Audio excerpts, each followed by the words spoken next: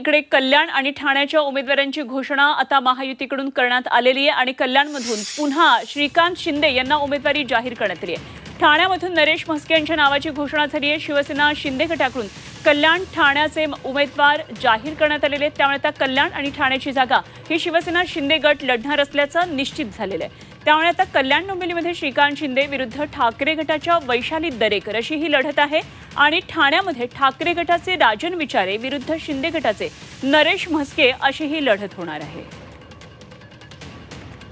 ठाणे आणि कल्याण या दोन्ही जागा आता शिंदे गटाकडे आलेल्या आहेत आणि यावर शिक्कामोर्तब झाले। दोन्ही उमेदवारांची नावं जाहीर झालेली आहेत। नरेश म्हस्के ठाण्याचे माजी महापौर होते आणि त्यांना आता उमेदवारी मिळाली आहे लोकसभेची, तर श्रीकांत शिंदे विद्यमान खासदार आहेत कल्याणचे।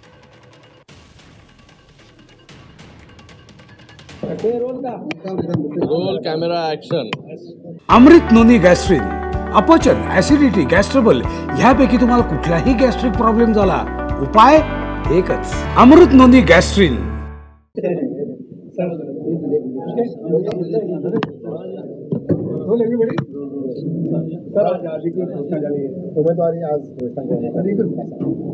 मला वाटतं मी माननीय मुख्यमंत्री एकनाथजी शिंदे साहेबांचं खूप खूप धन्यवाद व्यक्त करतो।